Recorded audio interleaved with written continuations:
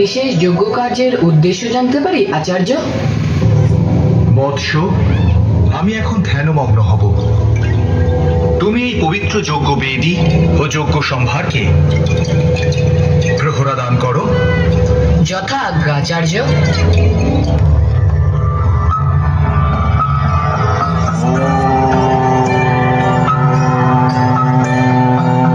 আপনি কে দেবী? আমি এক কিন্নরী, নৃত্যবিদ্যায় কটিয়সী। অরণ্য মধ্যে পথভ্রষ্ট হয়ে আমি এই তপবনে প্রবেশ করেছি। আমি আপনাকে কি প্রকারে সাহায্য করতে পারি? আমি বড়ই তৃষ্ণার্ত, শীতল জলে তৃষ্ণা মেটাতে চাই। অপেক্ষা করুন, আমি এক্ষুনি নিয়ে আসছি। এই নিন। এ কি?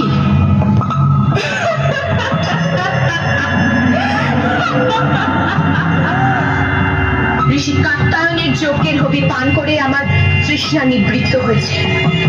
জল পানের আমার আর কোনো প্রয়োজন নেই। মহিষাসুর, তুমি ঋষি কাত্যায়নের দৃষ্টিকে ফাঁকি দিতে পারবে না মহিষাসুর।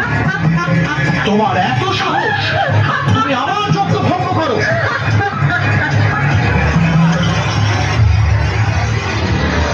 শুনে না আচার্য, যে নারী রূপ ধারণ করে তুমি আমার যজ্ঞ বিনষ্ট করলে, সেই নারী রূপের কাছে একদিন তোমার বিনাশ ঘটবে। নারী? আমায় বধ করবে একজন নারী? নারী?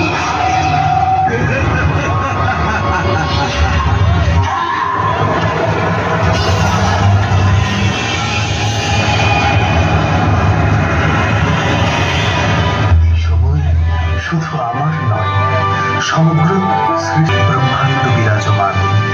তার চেয়ে আজ বড়ই প্রয়োজন প্রিয়ে। আমি ঠিকই বলছি, আজ সৃষ্টি বড়ই সংকটে দেবী। তুমি জগৎ জননী, তাই সন্তানের সংকটে মাকে যে তার পাশে দাঁড়াতে হবে। কোন সংকটের কথা আপনি বলছেন স্বামী? দেব এবং অসুরের শত্রুতা বহু পুরাতন। বারংবার উভয়ের মধ্যে যুদ্ধ হয়েছে, আর তখনই জগৎ পড়েছে গভীর সংকটে।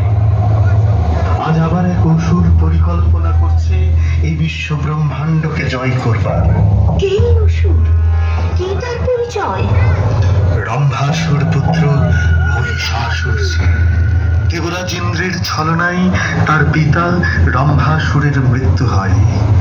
মহিষাসুর তার পিতার এই হত্যার প্রতিশোধ নিতে শুরু করেছে প্রজাপতি ব্রহ্মার উদ্দেশ্যে কঠিন তপস্যা।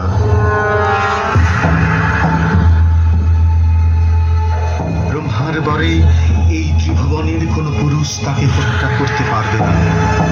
তার মৃত্যু হবে এক নারী হস্তে। সৃষ্টি বড় সংকটে আছে।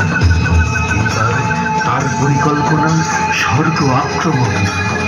তাহলে এখন উপায় স্বামী? কি সমাধান এই সমস্যার? এই সংকটের সমাধান একমাত্র তুমি পার্বতী। আর সেই নারী শক্তির প্রতীক হলে তুমি দেবী। আমি? কি বলছিলে? তুমি কি নিজ পরিচয় থেকে বিস্মৃত হলে দেবী? তুমি আদ্যা শক্তি মহামায়ার অংশ। মহামায়া রূপে সমগ্র জগৎকে তুমি নিজ মায়ায় আচ্ছন্ন করে রেখেছ।